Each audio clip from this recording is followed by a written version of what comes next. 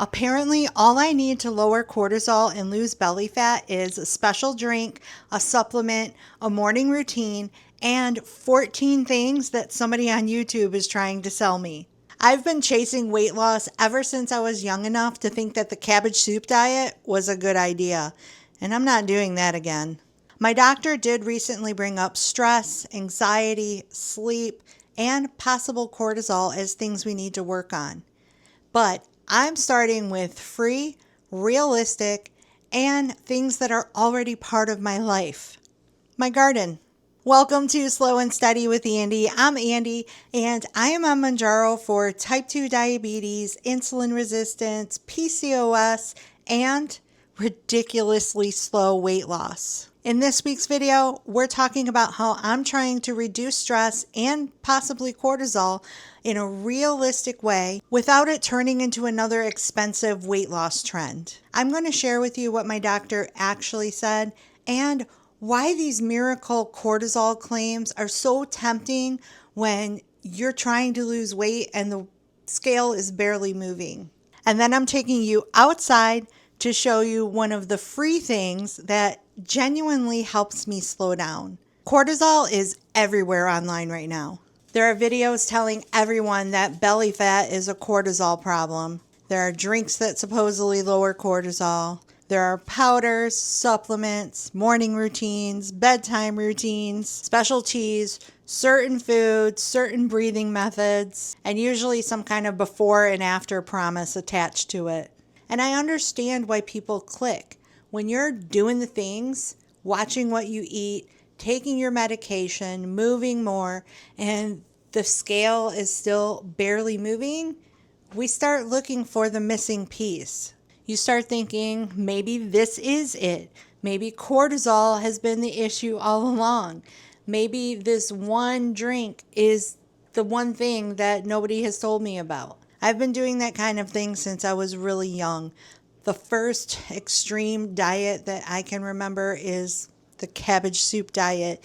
And I think I was in 7th or 8th grade. So I have a long history of hearing about the next best thing that is supposed to fix your body. So that is why I am careful now.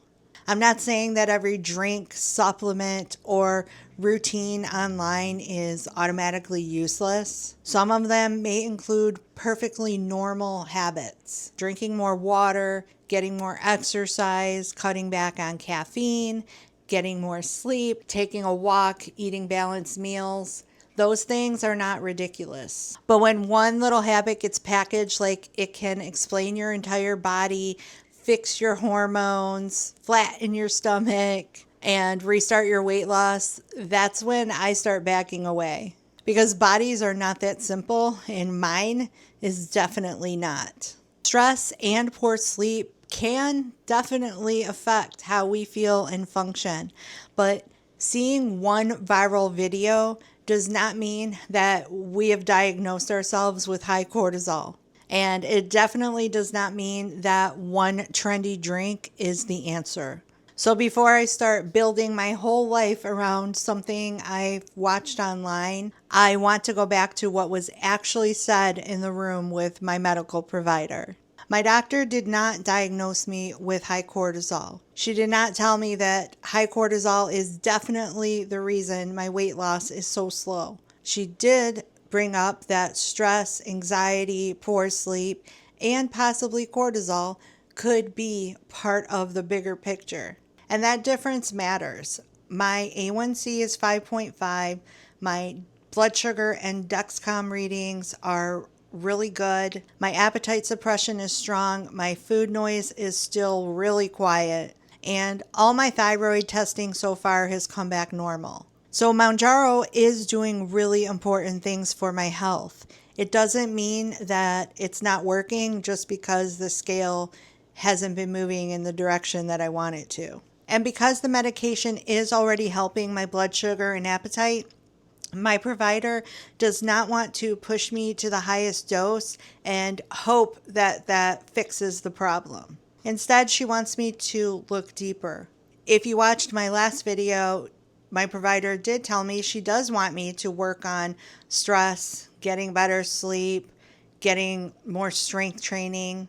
But she also referred me to an OBGYN who she personally knows is very educated and experienced with women with PCOS who are in perimenopause, going into menopause, and struggling with weight issues. And I also let you guys know in the last video that this doctor is a little over an hour away, so I wasn't sure how I was going to make that work with our current situation.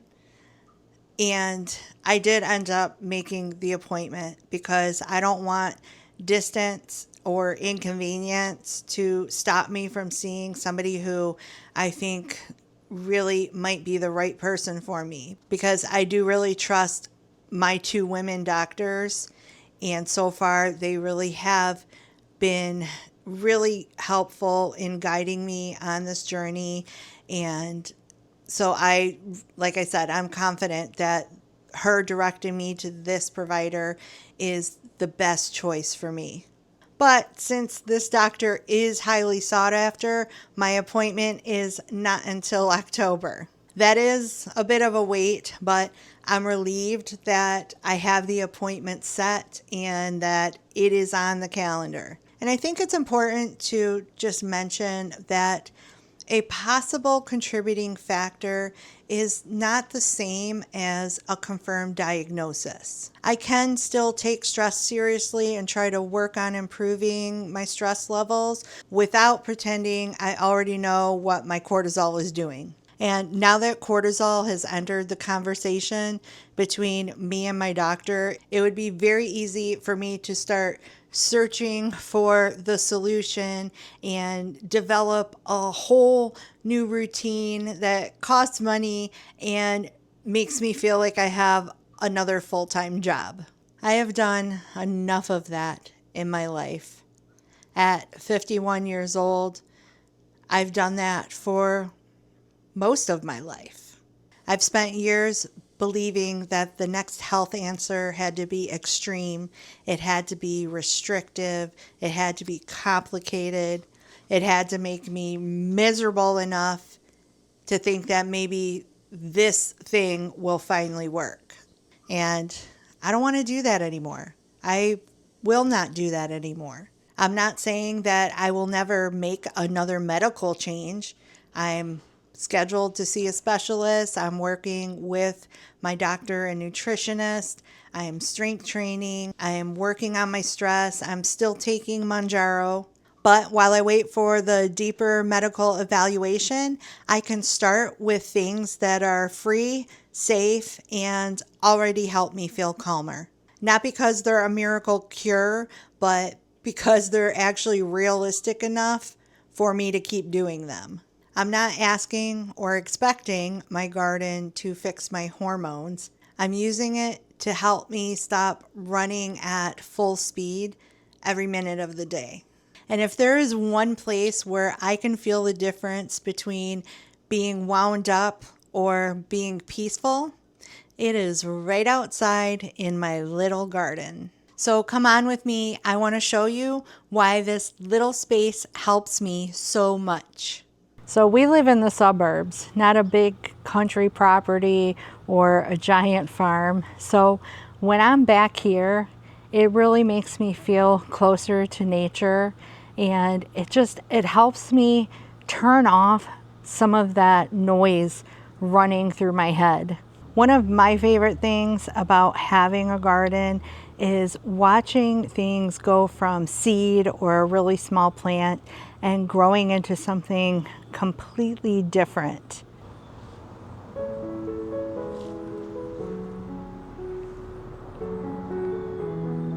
This is exactly why I come out here. I could have stayed inside worrying about everything I can't control, and I would have missed this. Hi, beautiful.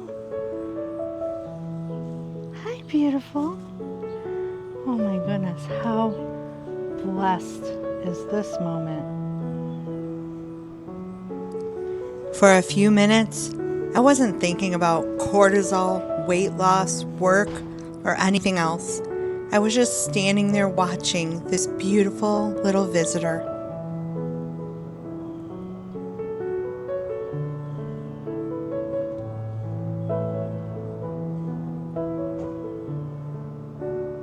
And these are one of my sweet pollinators.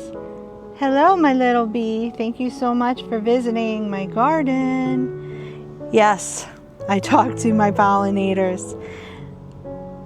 I talk to the bees. I welcome them. I work around them. They have never bothered me. And they're here doing their thing. I'm here doing my thing. And I'm just trying not to get in their way. To me, one of the clearest displays of God's creation is a garden. The seeds growing into a plant, that plant being pollinated by these insects, and then that turning into food to nourish my household. It's just amazing how everything has a purpose, everything falls in line to create this amazing thing. And it's just a reminder to me that not everything needs to be rushed or forced, and that some things just grow slowly in their own timing. And to me, one of the specific vegetables that to me display this creation of God is the green bean. So 2 days ago, I left my pole bean area with these tiny little baby green beans. And now here I am 2 days later, and I already have so many beans. Oh my gosh. So many beans. These ones are still kind of tiny. I have so many beans that need to be picked. They're just growing everywhere. It's just beautiful. I can't wait to eat these. There's something special about picking a cucumber or a zucchini and bringing it into the house and putting it into a meal. I know where it came from. I know how it was grown. My parents had a huge garden when I was growing up, so that love of fresh food and growing things really came from them.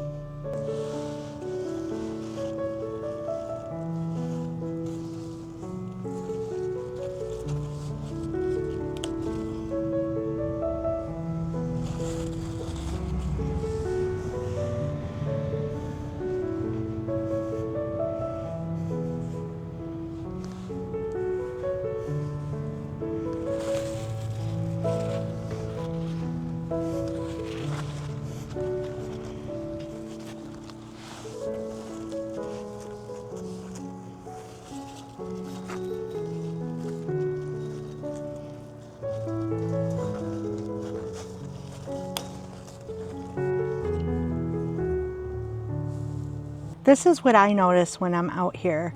I breathe differently. My thoughts definitely slow down.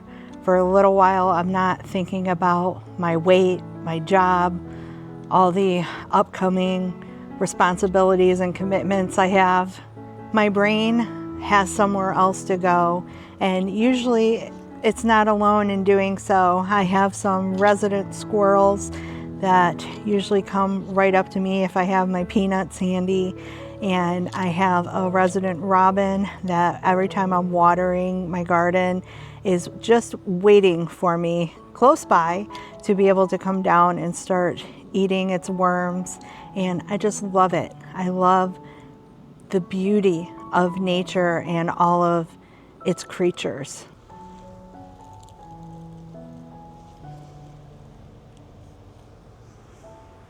I think one reason that these cortisol videos get so many views is because people are desperate for an explanation. And when somebody comes along with a simple answer, it feels like relief. Maybe it is cortisol, maybe it is hormones, maybe it is this one drink. maybe it is this one missing thing that explains why my body isn't responding like everyone else's. I understand that feeling because I live in it too. I have type 2 diabetes and PCOS and insulin resistance, and my body has never wanted to follow the neat little timeline that is promised online. But slow progress does not mean I'm lazy. It does not mean I'm lying about what I eat. And it does not mean that I am not trying hard enough. And if you are going through the same things, it does not mean that about you either. I do not have a magic answer for you because I don't even have one for myself yet. But I am going to keep asking questions, keep making realistic changes, and sharing what happens without blaming myself. If you have felt seen in this video, if you relate to this struggle, or if you are tired of watching people get sold another miracle fix every time their body doesn't fully cooperate, please give this video a like, share it with somebody who needs to hear it, and hype the video if YouTube gives you that option. That helps push this message out to more people who might be sitting there thinking that they're the only ones going through this. And before I wrap this video up, I do have one little update. I shared with you in last week's video that my doctor set a goal for me to do strength training 3 times a week for 30 minutes, and I just wanted to share with you that I did meet that goal. As far as any other updates, I am on 12.5 milligrams. I've been on it now for 2 months. I've started my 3rd month. So everything is just running pretty routine. I'm not going to have the weekly update part of these videos like I usually do unless something significant changes that I want to share with you guys. I do not know yet whether reducing my stress, getting better sleep, strength training, or anything else that I'm working on will get the scale moving faster. But I do know that I'm done treating every health problem like it needs some extreme plan or another product. For me, my little garden is one place where my mind slows down, my body relaxes, and where I remember that progress doesn't always have to look dramatic for it to matter. Tell me in the comments what free, ordinary thing helps you calm down when life gets loud. And be sure to come back next week because the next part of my stress reduction plan has whiskers, sleeps with his head on my pillow, and expects to be spooned all night. And no, I'm not talking about my husband. Hope you all have a great week. See you next time. Bye. Been through a lot of pain. Some things are not the same as they were a year ago, but all will be okay. I move on each and every day. The past is where it stays, way back a year ago. I've changed for the better this time. I thought I would never be fine. I strive just to say I'm alright, and for the first time in a long time I'm alright. I've seen a lot of change, been through a lot of pain. Some things are not the same as they were a year ago.